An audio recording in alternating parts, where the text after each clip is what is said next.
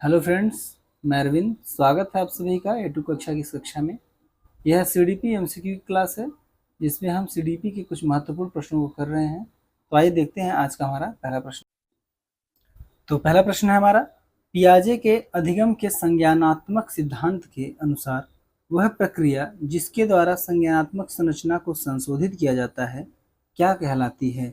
तो ऐसी संज्ञानात्मक संरचना को क्या कहते हैं? हम समायोजन कहते हैं। समायोजन में होता क्या है कि जो नए अनुभव या जानकारी है उसके परिणाम स्वरूप जो मौजूदा विचार है या जो स्कीमा है उसको बदलना या ठीक करना ही क्या कहलाता है? समायोजन कहलाता है। अब इसमें समायोजन के साथ एक चीज हमें और जानने की आवश्यकता है, आत्मसात। आत्मसात आत्मसात क्या होता है? तो आत्मसात का मतलब होता है कि स्कीमा में कुछ नई जानकारी हो या सूचना हो, उसको हूबहू अगर हम अपने स्कीमा में शामिल कर रहे हैं या जोड़ रहे हैं तो उसे क्या कहते हैं? आत्मसात कहते हैं। ठीक है। नेक्स्ट क्वेश्चन है हमारा, सीमा हर पाठ को बहुत जल्दी सीख लेती है जबकि लीना उसे सीखने में ज्यादा समय लेती है। यह विकास के किस सिद्धांत को दर्शाता है? अब लीना और सीमा के सीखने में जो समय लग रहा है ये दोनों का व्यक्तिगत सिद्धांत है क्योंकि वंशानुक्रम और वातावरण दोनों का अलग अलग है, इसलिए उन्हें सीखने में क्या होता है? समय अलग अलग लग रहा है। तो क्या है? व्यक्तिगत सिद्धांत है ये। नेक्स्ट क्वेश्चन है हमारा, बहुबुद्धि सिद्धांत के अनुसार सभी प्रकार के पशुओं, खनिजों और पेड़ पौधों को पहचानने और वर्गीकृत करने की योग्यता क्या कहलाती है? तो इसे संज्ञानात्मक गतिविधि कहते हैं। नेक्स्ट क्वेश्चन है, अनुवांशिकता को कैसा सामाजिक संरचना माना जाता है? तो अनुवांशिकता क्या है? गौण है? नहीं। गत्यात्मक? नहीं है। स्थिर है। अनुवांशिकता क्या है? स्थिर। वंशानुक्रम बदलता नहीं है। वंशानुक्रम क्या होता है? स्थिर होता है। बदलता क्या है? तो वातावरण। वातावरण आपका स्थिर नहीं है, यह क्या है? अस्थिर है। यह हर क्षण आपका वातावरण चेंज होता है। कभी आप लाइब्रेरी में हैं, कभी आप विद्यालय में हैं, कभी आप किसी इंस्टीट्यूट में हैं, कभी अपने दोस्तों के साथ हैं, तो आपका वातावरण क्या हो रहा है? चेंज हो रहा है। लेकिन वंशानुक्रम नहीं बदल रहा है। वंशानुक्रम तो वही जो आपके माता पिता से आपको मिला है वही है। ऐसा तो है नहीं कि हर क्षण ये भी बदल रहा है। तो वंशानुक्रम क्या है? स्थिर है, वातावरण अस्थिर है। नेक्स्ट क्वेश्चन है, पुरुष स्त्रियों की अपेक्षा ज्यादा बुद्धिमान होते हैं। कथन है, यह कथन क्या है? सत्य है, लैंगिक पूर्वाग्रह प्रदर्शित करता है, बुद्धि के भिन्न पक्षों के लिए सही है या सही है? तो यह जो पुरुष स्त्रियों की अपेक्षा ज्यादा बुद्धिमान होते हैं यह लैंगिक पूर्वाग्रह प्रदर्शित करता है क्योंकि बुद्धिमान के लिए, बुद्धिमत्ता के लिए लैंगिक का कोई स्थान नहीं है। चाहे पुरुष हो चाहे स्त्री हो, दोनों बुद्धिमान हो सकते हैं। नेक्स्ट क्वेश्चन है, बाल विकास को सर्वाधिक प्रभावित करने वाला कारक है। तो बाल विकास को सर्वाधिक प्रभावित करने वाला कारक है खेल कूद का मैदान। यहाँ तक कि वाइगोत्स्की ने ही कहा है कि बालक का जो सर्वाधिक विकास होता है कहाँ होता है? खेल के मैदान में होता है ना। तो ऑप्शन सी आपका बिल्कुल सही है, खेल कूद का मैदान। नेक्स्ट क्वेश्चन है, निम्नांकित में से खेल पर आधारित विधि है। तो खेल पर आधारित विधि आपका किंडरगार्टन विधि। किंडरगार्टन विधि है किसका? तो यह है आपका फ्रॉबेल का। फ्रॉबेल का किंडरगार्टन विधि है। अगर यहीं पर हम मॉन्टेसरी विधि की बात करें तो मॉन्टेसरी विधि आपका मारिया मॉन्टेसरी।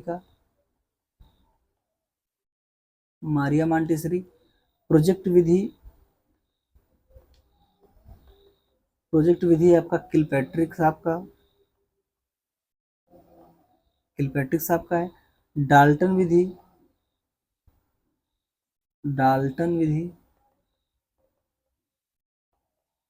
आपका है हेलन पार्कहर्स्ट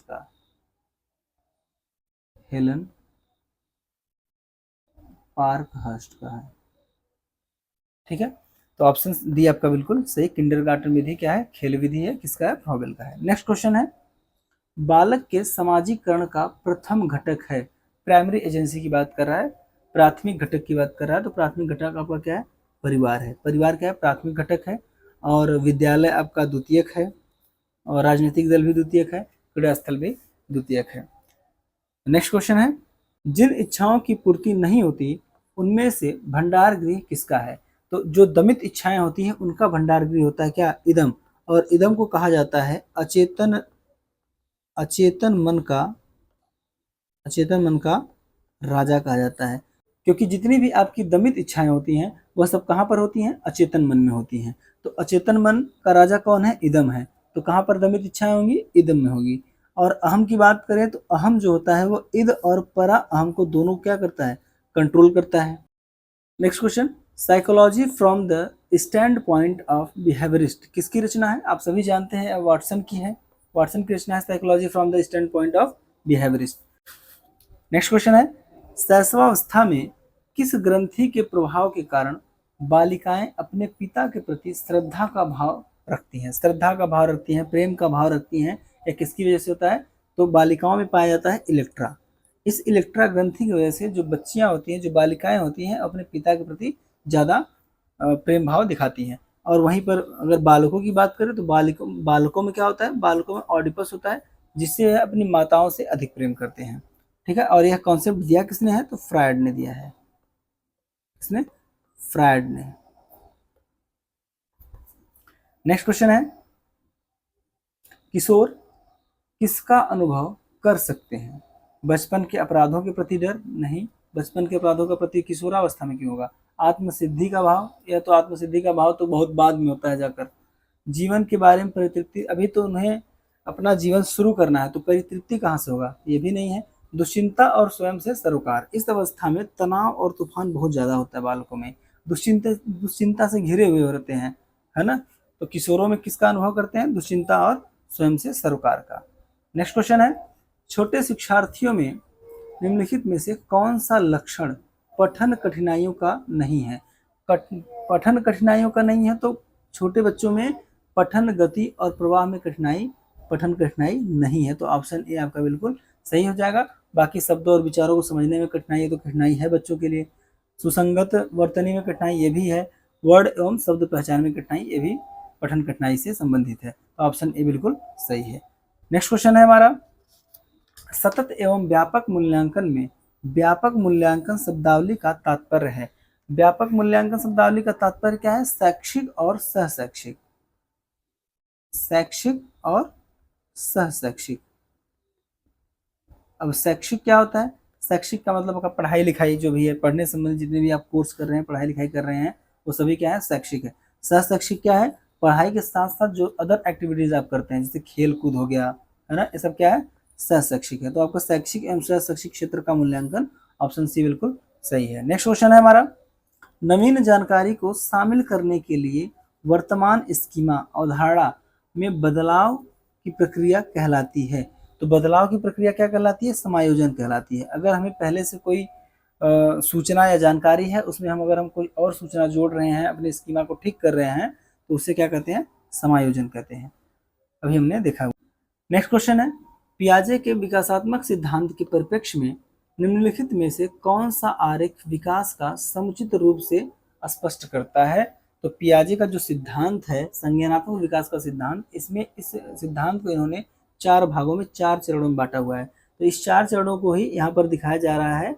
आयु और विकास के साथ साथ 4 चरण दिखाए जा रहे हैं, 1, 2, 3 और 4। तो ऑप्शन ए आपका बिल्कुल सही है पियाजे के अनुसार। अगर वाइगोत्स्की के अनुसार होता तो आपका ऑप्शन बी सही हो जाता, क्योंकि वाइगोत्स्की ने क्या कहा है? विकास निरंतर चलने वाली प्रक्रिया है, जबकि पियाजे ने क्या कहा है? कि विकास निरंतर चलने वाली प्रक्रिया नहीं है, यह क्या होता है? चरणों में होता है ना।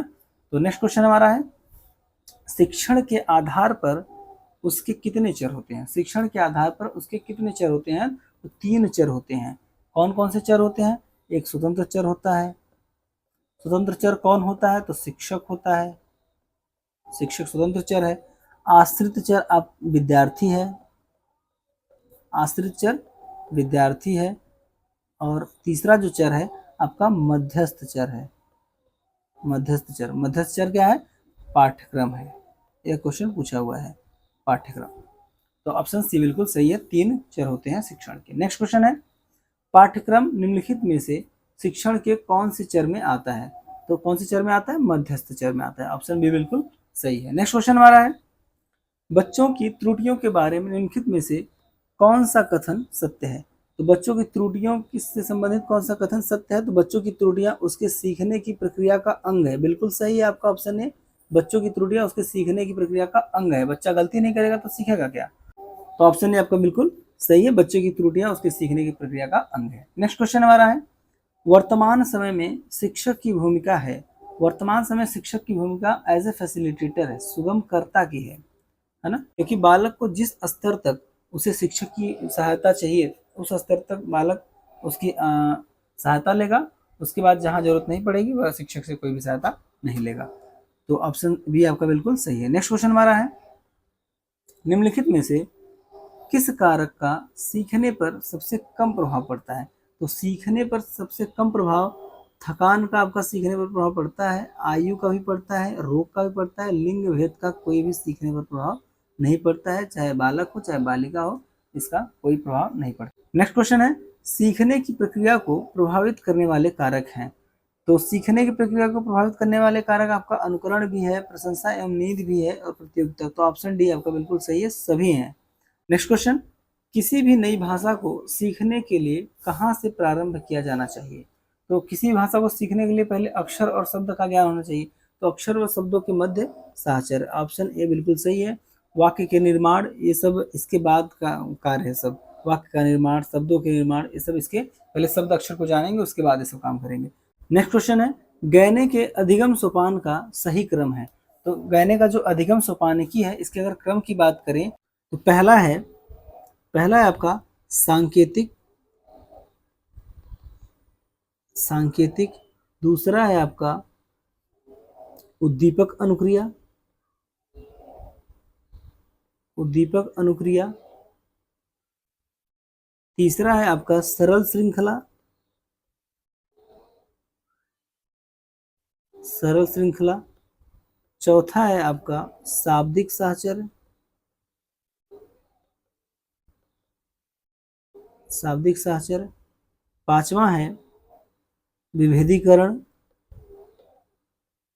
विभेदीकरण, छठा है आपका संप्रत्यय,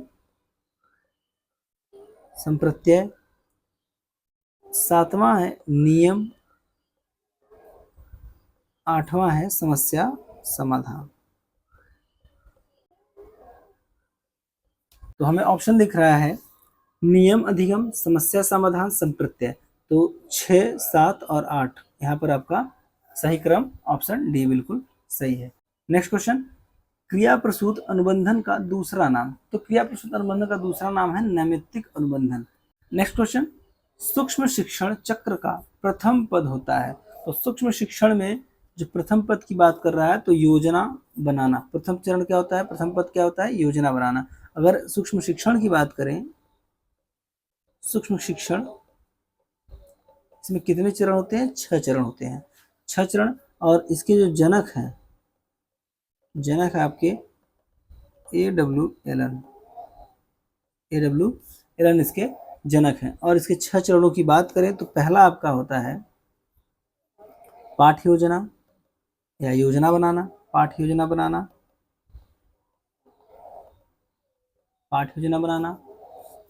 दूसरा होता है, ये पहला है, दूसरा होता है शिक्षण, तीसरा होता है आपका प्रतिपुष्टि, चौथा होता है पुनः पाठ योजना, पुनः पाठ योजना, पांचवा होता है आपका पुनः शिक्षण, पुनः शिक्षण, और छठा आपका होता है पुनः प्रतिपुष्टि, पुनः प्रतिपुष्टि। तो पाठ योजना बनाना, शिक्षण करना, प्रतिपुष्टि, फिर ये चीजें प्रारंभ हो जाएंगी, पुनः पाठ योजना, पुनः शिक्षण और पुनः प्रतिपुष्टि। तो यह सूक्ष्म शिक्षण के 6 भाग हैं। प्रथम पद क्या था, योजना बनाना। नेक्स्ट क्वेश्चन, संज्ञानात्मक क्षेत्र का सही क्रम है। तो संज्ञानात्मक क्षेत्र का सही क्रम की अगर बात करें तो जो पहला होता है उसे बोलते हैं ज्ञान, दूसरा है, इसके बाद आपका आता है अवबोध, अवबोध के बाद फिर ज्ञानोपयोग, ज्ञानोपयोग, इसके बाद फिर आपका होता है विश्लेषण, विश्लेषण के बाद संश्लेषण, और संश्लेषण के बाद मूल्यांकन, मूल्यांकन। तो ऑप्शन डी आपका बिल्कुल सही है। आपने ब्लूम टेक्सोनॉमी पढ़ा होगा, और उस ब्लूम टेक्सोनॉमी में, ब्लूम टेक्सोनॉमी है किसका? बेंजामिन ब्लूम का। इस ब्लूम टेक्सोनॉमी में आप पढ़े होंगे संज्ञानात्मक क्षेत्र। संज्ञानात्मक क्षेत्र, इस संज्ञानात्मक क्षेत्र में कितने भाग होते हैं, कितने चरण होते हैं? तो 6 चरण होते हैं। वही है क्या? पहला ज्ञान है, दूसरा अवबोध है, ज्ञानोपयोग, विश्लेषण, संश्लेषण और मूल्यांकन, इसका यह क्रम है। नेक्स्ट क्वेश्चन है, समावेशी कक्षा में किस प्रकार का छात्र शामिल होता है? तो इसमें सामान्य और विशिष्ट छात्र शामिल होते हैं समावेशी शिक्षा में। ऑप्शन बी बिल्कुल सही है, सामान्य और विशिष्ट छात्र। नेक्स्ट क्वेश्चन है, पियाजे के अनुसार संज्ञानात्मक विकास के किस चरण पर बच्चा वस्तु स्थायित्व को प्रदर्शित करता है? तो वस्तु स्थायित्व को बालक किस अवस्था में करता है? तो संवेदी गामक अवस्था में या संवेदी प्रेरक चरण में। तो वस्तु स्थायित्व क्या होता है? वस्तु स्थायित्व, चीजें अस्तित्व में बनी रहती हैं बालक के, भले ही वह दिखाई दे बालक को या फिर न दे। तो यह इस अवधारणा को समझने के बाद जब बच्चे को यह पता चलता है कि वस्तु अस्तित्व में तब भी रहता है जब उसे दिखाई दे या फिर न दे, तो इसी को वस्तु स्थायित्व कहते हैं। कि बालक के सामने कोई वस्तु नहीं है, फिर भी उसे यह पता होता है कि वह वस्तु, उस वस्तु का अस्तित्व अभी भी है। तो नेक्स्ट क्वेश्चन हमारा है, कौन सा सिद्धांत व्यक्त करता है कि मानव मस्तिष्क एक बर्फ की बड़ी चट्टान के समान है, जो कि अधिकांशतः छिपी रहती है एवं उसमें चेतना के 3 स्तर हैं? तो चेतना के 3 स्तर की बात करें तो 3 स्तर आपके कौन कौन से हैं? एक तो आपका चेतन मन, दूसरा है आपका अर्धचेतन मन, और तीसरा है आपका अचेतन मन। यह चेतना के 3 स्तर हैं, चेतन, अर्धचेतन और अचेतन। अब ये सब किस सिद्धांत के तहत आते हैं? तो मनोविश्लेषणात्मक सिद्धांत के तहत चेतना के 3 स्तर पाए जाते हैं, चेतन मन, अर्धचेतन और अचेतन। तो आज की कक्षा में बस इतना ही। अगर आप सभी इस कक्षा में यहाँ तक बने रहें तो कक्षा को लाइक और सब्सक्राइब करके ही जाएं। धन्यवाद।